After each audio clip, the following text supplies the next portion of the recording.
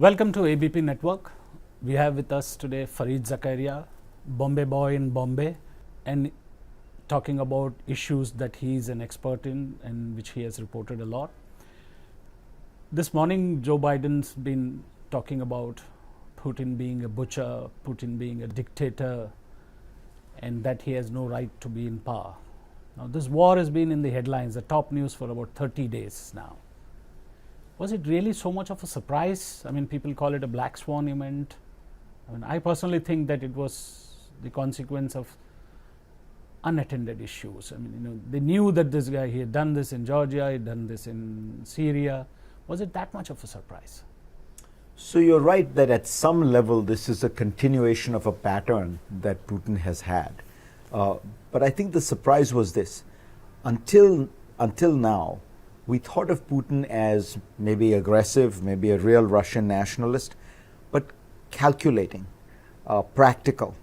And if you looked at his previous interventions in Georgia, he takes just the two parts of Georgia that are Russian speaking, tiny parts of Georgia. If you look at 2014, he goes into Ukraine, but he just takes Crimea, which is totally Russian speaking, actually quite pro-Russian. And then he causes trouble in these two eastern parts of Ukraine, which are again Russian speaking. So that was his pattern, which was to be very careful, calculating, assessing risks. And this time, this full-scale invasion looks like something out of a World War II movie, tanks moving across, trying to get to the capital city, talking about taking over the whole country, getting rid of the regime.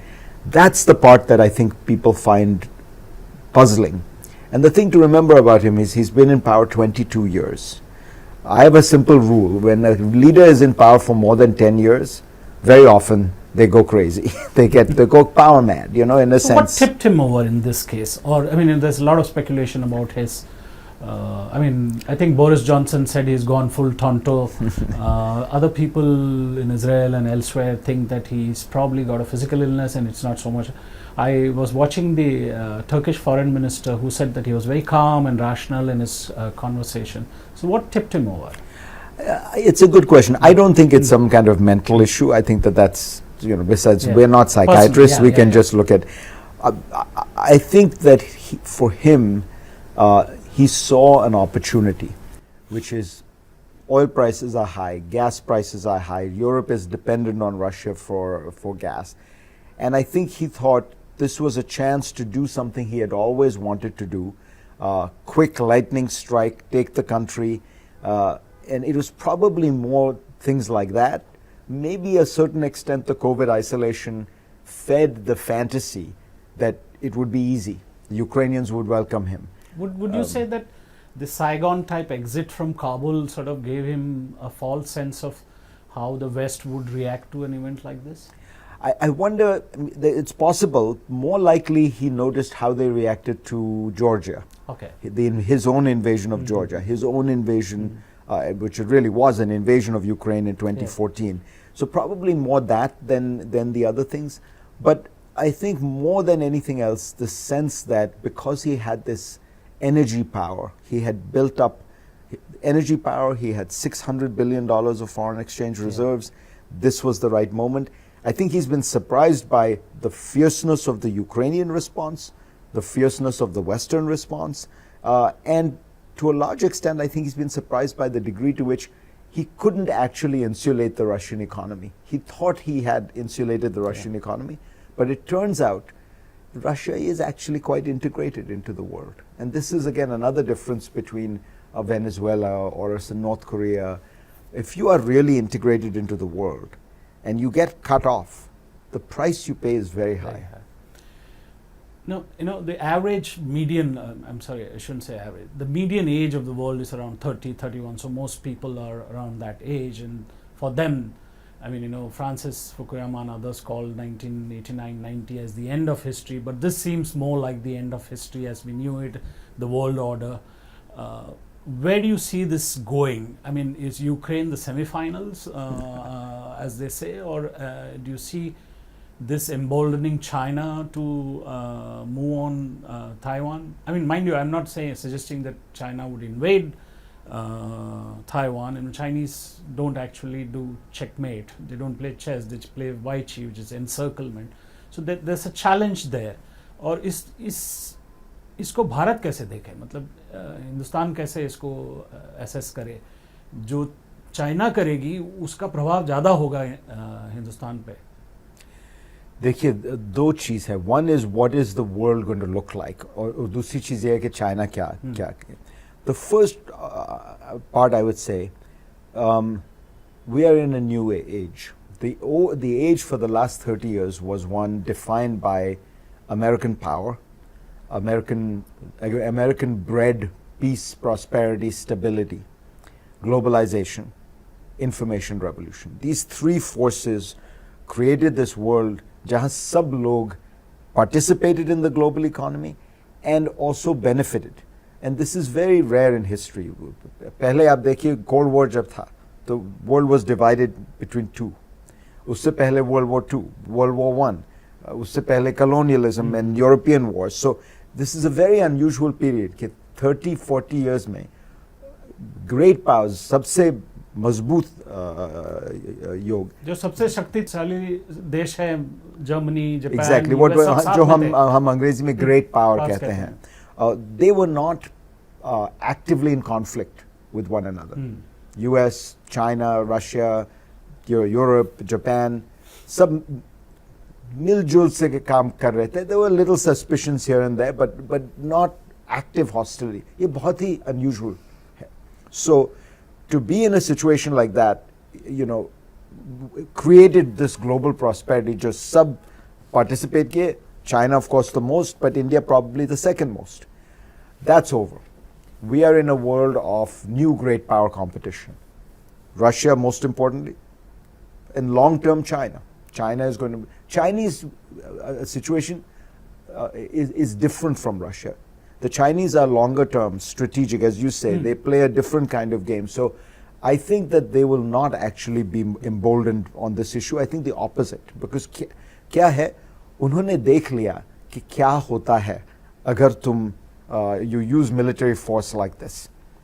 First of all, local opposition बहुत होता है. Okay, the Taiwanese are as tough as the Ukrainians. I think they would, they have these there's a rising nationalism there. And they don't want to be, subjugated to communist dictatorship from Beijing.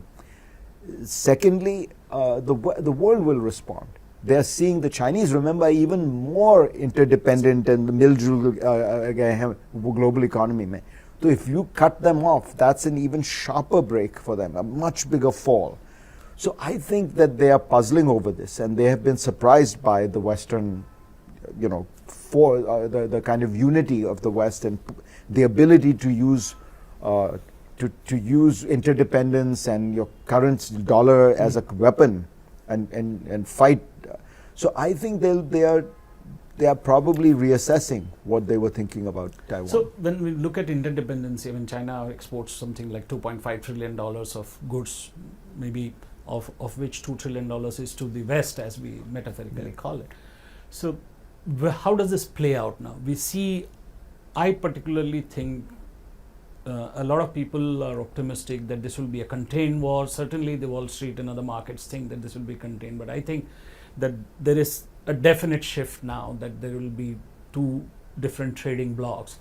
I mean, one dominated by the dollar denominated trade. Then, I mean, surprising thing, the speed at which UAE, Saudi Arabia, others sort of lined up and said we will sell and buy stuff from China in yuan. I mean, that's shift of the currency of trade. So is there an opportunity in India? I personally think, and we discussed this yesterday, that India could play the arbitrage between the two emerging competing trading blocks. Do you think India could do that? How would the West look at if India did something like that? Look, my view is that India has to make a strategic choice. कि आप कौन से camp में हैं? Fundamentally, to me, it seems to make sense for India to say the biggest problem we face is the rise of China. This is the issue that dominates India's outlook for the next 50 years, maybe more.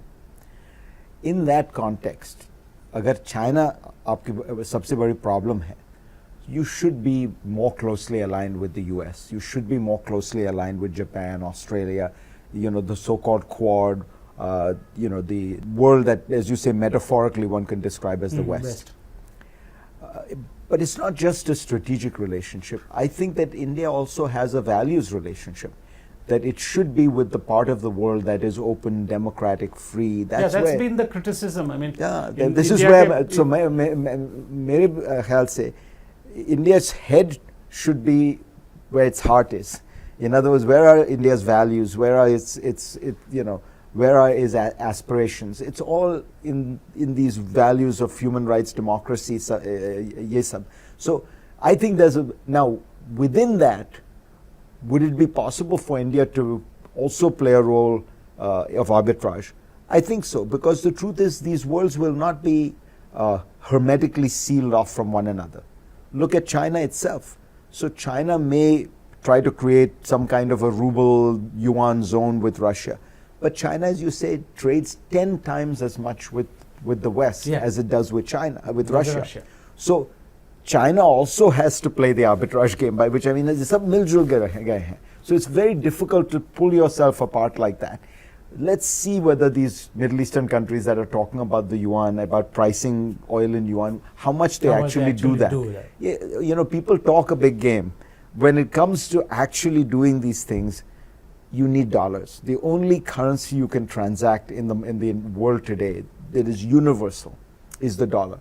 In the last 20 years, आपको surprise होगा, while you can argue American power has declined, Afghanistan, Iraq, global financial crisis, the dollar's use in international currency transactions has gone from 70% to 89%. तो वो ऊपर जा रहा है. Why? Because in a globalized economy, everyone needs some common basis. It's a similar thing क्या हो गया है अंग्रेजी के साथ. In Europe, my favorite example है. In Europe right now, European Union में सब लोग अंग्रेजी में बात करते हैं. Even though there is no English language speaking country in the European Union. If a Frenchman wants to talk to a German, what language are they going to speak in English? If the person from Iceland wants to talk to the person from Greece, what language? They all speak English. So dollar ऐसा हो गया है कि in a global economy सब लोगों को एक It's the language of commerce, basically. Exactly. But आपने जो दिल और दिमाग की बात की India, but there is also history. I mean, in '66, America denied India the fighter jets. Then they went to Soviet Union. In '69, Kosygin offered Mrs. Gandhi a Soviet treaty deal. She didn't sign till actually Kissinger came back from China and said, "You're on your own." And similarly, India has also witnessed how US has forsaken some of the issues in Iraq and Syria and all. I agree that there is great people-to-people connect. The aspirations are the same. We all are on the same plane in terms of content and views and democracy. And surely the largest democracy and the oldest democracy should come together. But what will it take for India? I mean, what can the US do and what can India ask the US? कि आप क्या चाहते हैं, क्या कर सकते हैं US, America हमारे लिए, कि ये जो ट्रस्ट डेफिसिट है इसको कैसे, we are in Quad, fine, but I mean, it is still an iffy kind of, there are a lot of people who are questioning that. देखिए, हिस्ट्री बहुत लंबी और कॉम्प्लिकेटेड है, और अगर आप उस तरीके से देख लें तो both sides have their complaints. I mean, India supported the Pol Pot, and during the 1970s, and the US is the one who came to India's assistance in 1962 when the Chinese invaded. But I would argue, and on both sides there's valid claims. Ever since, roughly speaking, 2000, America has been trying desperately to have a more strategic... Since Bush and the nuclear deal. The issue has been really more of America trying and India playing the reluctant bride of not wanting, you know, the nuclear That's deal well hua. put, yeah. The Americans gave India in that nuclear deal what the India had been asking for 30 years. The American Congress voted to change laws that they had never done for any other country in the world to make it possible for the nuclear deal to happen. And in India, there was so much reluctance and suspicion. I remember talking to Manmohan Singh about it at the time. Ki, kyun kar rahe hain? This must be some plot. There must be some new colonialism. You know, there's still a lot of those kind of suspicions in India. So I think that in today's context, what is happening is the Americans are trying and the Indians are still hesitant. There's complicated reasons. There's a lot of anti-Westernism in India from different parts of the spectrum politically. BJP mein, there's a certain kind of cultural nationalism that says, you know, we don't want to become like the West. We don't want to become culturally decadent or whatever. From the Congress side, there are a lot of old... Well, there's also cultural skepticism. So they see that the US didn't intervene in... I mean, let me sort of divide the world into the white world, the dark world, or the brown world, whatever. So there is this cultural skepticism also that, you know, in... for instance, you would have seen this in a large part of the media as to how Ukraine is a white country, so the US is interested, regardless of the merits of that argument. Right. So there is cultural skepticism. No, I understand that, which is, I think honestly totally bogus, because the US intervened in Iraq to get rid of Saddam Hussein, who was a dictator, and they're brown. It intervened in Afghanistan to get rid of the Taliban, and they're brown. You know, the issue is always, does the US see a national security dimension linked to it? It's not. The US doesn't intervene in countries out of pure charity. That's true, but there is, you know, when it sees a national security dimension, and in Ukraine the issue is not these people are white. It's that the Russians who are invading are a nuclear superpower with a veto in the Security Council, and for them to be able to tear up the international system would be a devastating blow to the international system. So in your view, what could US offer? I mean, you know, there is also this feeling in India that they're watching Ukraine asking for help, asking for no-fly zone, asking for aircraft, and they see, I mean, these images are horrific. I mean, of children being killed, the refugees and everything. And so they see Iraq को ऐसे छोड़ दिया, तालिबान के हाथ में फिर से सत्ता दे दी अफगानिस्तान में. Should we trust? What can US do? I mean, if you were to be, if Anthony Blinken is to ask you, what can India be offered? What would be the three big things? I would put it in a different way, which is what should India ask? Okay. ये सबसे important question है. I think India should say to the US, we want a long-term strategic relationship with you on several dimensions. On economy, on technology, on nuclear, on defense, and people to people. So we want you know, to do better trade deals with the US, but then the Indians will also have to open up the economy, and both sides will have to work. I think India should join the TPP, which is the most powerful anti-Chinese or counter to Chinese economic power in Asia. You know, which has been revived by Japan. Basically, it's all those countries that were part of it, just the US is not part. That all the more reason to do it, so you have more options, not just the US option. I think it should go to the US and say, we want sophisticated nuclear technology, we want high-grade weapons, particularly weapons to be able to push back against China in the Himalayas. India's great problem militarily is the land issue with China, not so much the naval issue. The Indian Navy is in pretty good shape in the Indian Ocean. And the people to people, the ho hi jayega, because the two sides of India and America mein logon ko bahut hi affection hai. If you look at Indians, they're very pro-American. I mean, the society, Indian society is already where I'm saying that we should be. It's in fact even more so. Indians aspirationally are very attracted to the United States. It's society is there, the state is not there. But the economic opportunity also, as you rightly said, is there. A huge opportunity. The goods commerce opportunity has been largely captured by China. There can't be another China, and you can't create another market. But actually, the opening, I mean, you know, the services economy is where India has a great and high value added goods bhi ho sakta hai. Dekho, The big issue is going to be that if as supply chains come out of China, where will they go? A lot of them will go to Mexico. But India could easily claim to some part of the advanced manufacturing. आप ऐसा सोचिए कि computer chips. The US is trying to diversify sources of computer chips क्योंकि आजकल almost all advanced computer chips come out of Taiwan. So why could India not do that? I mean, the Indian engineers are as good as Taiwanese engineers, and it's a question of discipline and producing, that level.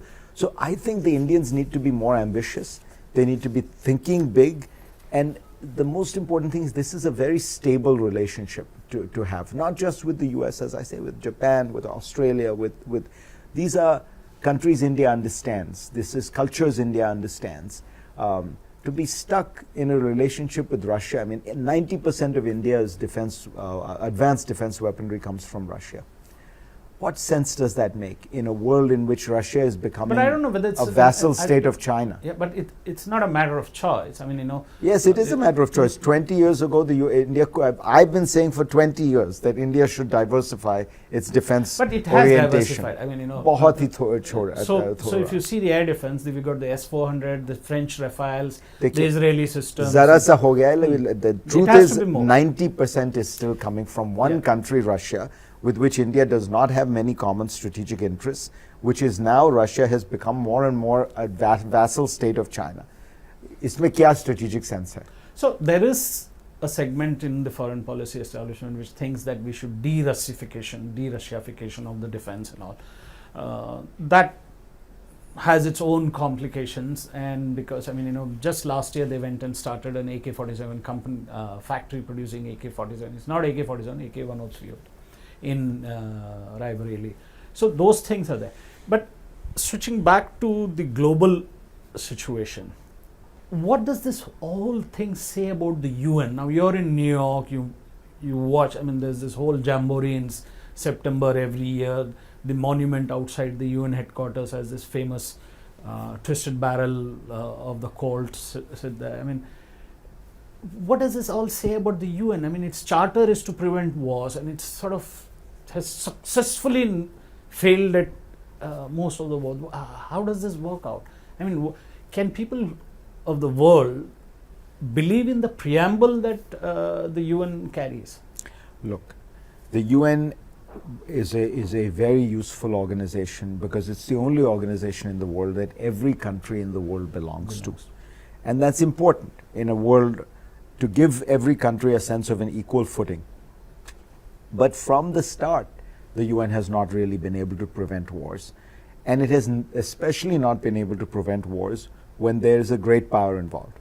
Agar United States, ya Russia, ya China, ya England, ya France इसमें involved हैं, तो कभी war नहीं रोक. The Korean War happens, and the UN is founded in the late 40s. Within 2 years. Within 2 years, the Korean War happens.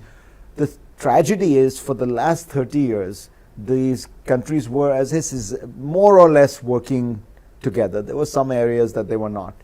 But now we're back to the Cold War-like thing, which is the Russians will veto everything the Americans do, the Americans will veto everything the Russians do. So we have to understand that the UN will work a little bit more like during the Cold War, by which I mean UN agencies अच्छा काम करेंगे. The UNICEF, UNESCO, that's fine. Yeah, they truly do some interesting. But the actual Security Council will be deadlocked.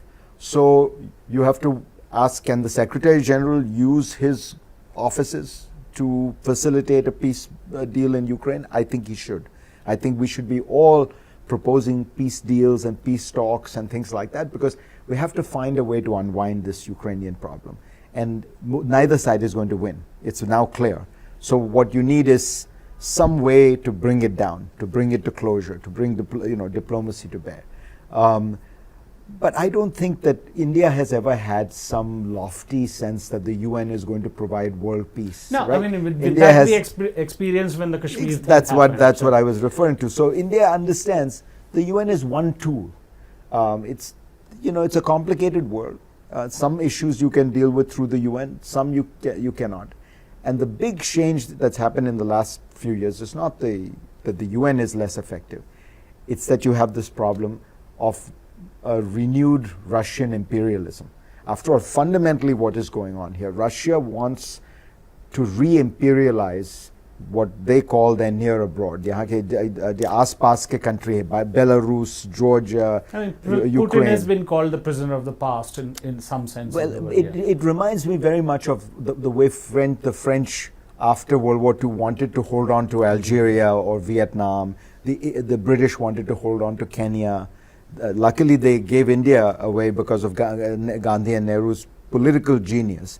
But otherwise, these empires, and the Soviets, Russia is the last great empire to dissolve. That's true. So this is Putin's last gasp, aakhri effort to keep the prize, what for him is the most central part of the old Russian empire, Ukraine. But the problem is this, Ukrainians don't want to be part of it. Just as the Algerians didn't want to be part. So that again, to me, India should be on the side of the Ukrainians, because that is where we were. I mean, that's where India was when, with to see a former colony essentially trying to break away. Bangladesh on the same premise. So, exactly. That's true. Do you think that the UN missed an opportunity in the last 30 years to reform? I mean, the three of the largest economies, the most populated state, populous countries are out of the Security Council. Was this, I mean, I don't want to belabor the point, but was this a missed opportunity? देखिए ये problem ये है कि the organization works, her nation के पास एक vote होता है. So, could India get on the Security Council with Pakistan saying no? Unfortunately not. Could Brazil become a member of the Security Council when Argentina would say no? No. So the problem was one could rationally say, yes, you're right. But how would you reform it? This is what I say, people don't understand. The UN was created at a moment that will never come back again. In 1945, the US was the giant of the world, and it just created this organization. And the countries that happened to be powerful then, that won World War II, became the, but the truth is we don't have another system. So we have to try and make this one work as best we can. So May 9th is the victory day in Russia, the defeat of the German Third Reich and stuff like that. What does May 9 look to you in terms of, do you think Putin has anything to claim victory? You think the war will unwind? I mean, we would have by then done 3 months of this 90 days. I suspect that we're in for a long stalemate, that neither side is going to have a miraculous victory at this point. But the Russians, remember, they have a 10-to-1 advantage over the Ukrainians in terms of defense spending, in terms of military size of the army, all that. So eventually, and they're using more and more brutal tactics on civilians. So I'll say eventually the Russians will be able to push further. I've been surprised and amazed by the Ukrainian resistance so far, but I worry that but I don't think they will be able to conquer Ukraine, and I think that means that there will be a stalemate, and what we need are peace plans. तो India को लंबे अरसे तक $100 plus पे कच्चे तेल का मेरे ख्याल से रेडी रहना पड़ेगा, कोई और जो भी डिसरप्शंस होगा. लेकिन इसमें अपॉर्चुनिटीज बनती हैं, ये भी जैसे आपने कहा कि वो नई संधि हो सकती है, नए तरीके हो सकते हैं अपने इकोनॉमी को बोल्स्टर करने के लिए, वो सही है. देखिए इंडिया के पास ये बहुत एडवांटेजेस हैं. Complicated world, as you say, high oil prices, लेकिन India has this very large internal market. That's very important in an age when deglobalization हो रहा है, foreign trade कम हो रहा है. India has a big internal market. India has very good demographics. बहुत से लोग हैं who are young, who are energetic, who are hardworking. It has this connection with the English language that is a huge advantage in a globalized world. जितने लोग अंग्रेजी में बात कर सकते हैं, they can connect to the world, they can service the world. So there are all these advantages, and this is why I say if India were to make a strategic relationship with that part of the world, with America, with Europe, with Australia, with Japan, then you are leveraging all these skills in a way where you can become the next China in a different way. It will never be the same. You're right that the Chinese model is a different one, but you can be the next economic star. Technology in India is doing fantastically because of the 4G revolution that has taken place, India is now wired. And so I suspect the next big tech We're boom. the largest consumers of data in the world. Exactly, actually, exactly. And the cheapest data. Yeah, more than America and China put together. But again, all this has to be leveraged. All this has to have a strategic orientation. That's what the Chinese understood with development. Okay, you have to have a kind of goal, or आप अगर एक goal रख लें, so you can organize your society around it. That's what India is not so good at. You know, we don't focus in quite that same way. You've come to Bombay after a long time, a gap of 2 years or so.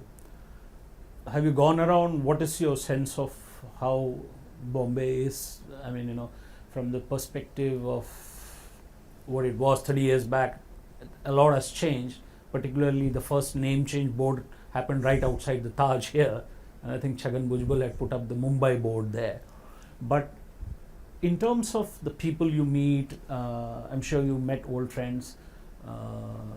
You're planning to meet some more. How do you see Bombay changing? How do you see Bombay becoming Mumbai? How do you see the social change and the economic energy here? देखिए, it's a complicated question because I grew up in Bombay. तो मेरे लिए there are some things about the old Bombay that of course I am very attracted to. मेरे दिल से there's a connection to that old world of Bombay and, you know, Colaba, Cuff Parade, Malabar Hill that I grew up in. और वो there are parts of it that have changed, बहुत ही change हो गया है. कोई ऐसी जगह जिसको हर बार जाते हैं जहाँ पर कोई ऐसा रेस्टोरेंट या कोई ऐसी बहुत जगह? है. मैं तो आपको Kamat status for South Indian, Samrat Satkar for Gujarati thalis, probably Swati and Shetty and Kailash Parbat for Pani Puri. My favorite food in the world is Pani Puri. You know, Khaibar for Mughlai, you know, tandoori chicken. So I know all that. I'm now, you notice though, again, I'm dating myself. ये सब 30 restaurants 30 साल से most of them, I mean, most of them Swati, have been there. Yeah, barring Swati is the new one, exactly. But there's also Som, if you're interested, Achha. on Chopati Road. I mean, just opposite Babulnath, same as Swati. Very good. And I should say Cream Center for Chana Masala. Yeah. But mine are more the South Bombay places. I don't know enough about the BKI places, but I go everywhere. And I went to Bombay Canteen the other day. Amazing food. I mean, just fantastic. So I have a nostalgia for the Bombay I grew up in. But I look at the new city of Mumbai and it's fantastic. I mean, it's got different things and new things, and some of them are. Sometimes the only thing that makes me very sad is when I see a beautiful old building that is being torn down to put up some ugly tower. I think that there should be much better heritage laws, because Bombay is a jewel. You know, Bombay was the jewel in the crown of the British Empire. So unlike any other place, you go to other places in the world. I mean, you go to Singapore and they preserve their architectural heritage so powerfully, and have turned it into a tourist attraction. And I look at it and think, my God, they have 3 buildings like this.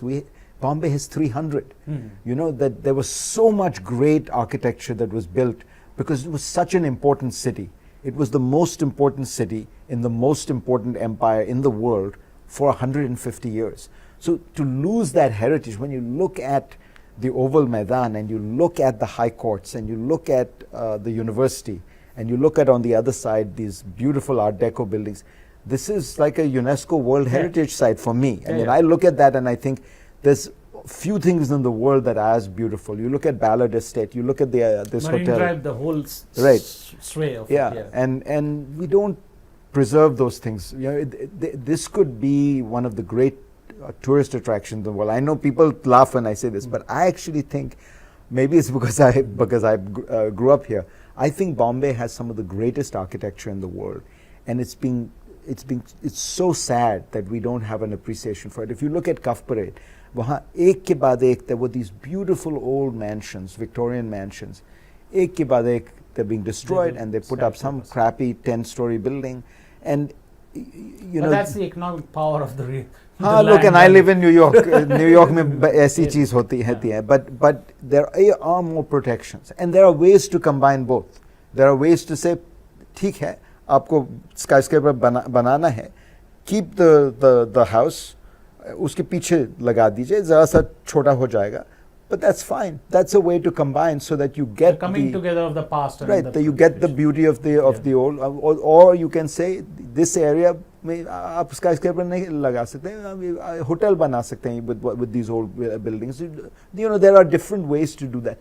I think one of the things that I've always liked about India is that there's a very strong sense of pride in the past and in culture, much more than in China. In China, they're much more. They're into the new. They're into. If you look at China, Beijing, Shanghai, सब building नए जो बने हैं, done by European architects, by Japanese architects, by. So they have disassociated from the past. Exactly. In a great deal. Mao really cut the Chinese past. from the past. India में ये नहीं होता है. People always say, why not use an Indian architect? Why not use an Indian motif? I like that. There's a connection to the past, but that must be preserved. And the thing about capitalism, it has wonderful elements, but it destroys the past. You know, Marx wrote about this, and it's very true. So for that, you need human beings and society and social movements to say, nahi, we need to preserve our past. We need to preserve our history. It can't always just be that whatever makes money, we just destroy everything to keep making new. So that's the only part of it that I look at. And by the way, the most important thing I should say is quality of Indians in terms of their attainment, education, competence in the world, much better than when I was growing up. I mean, you look at the Indian businessmen today; they are world class. So I follow a lot of economic news world over, and you see this is interesting. You see an Indian face talking about the economy in Japan, in Singapore, and Bloomberg in the US. So the top people on Wall Street discussing either the fixed income or other issues are all Indians, and more so in technology. That's quite something. It makes you feel good that your voice is being heard. There's a different perspective. They're also unafraid of sort of countering the accepted traditional views of these markets. But your show is called The GPS. Your GPS currently is Mumbai. Are you recording anything? No, I'm on here on vacation. Good vacation. Because I had to. This is the first time I'm coming since COVID, and it's the first time I'm coming since my mother died, and so I wanted to be able to focus on that, and to be able to go to Aurangabad, see her grave, spend some time with her friends there.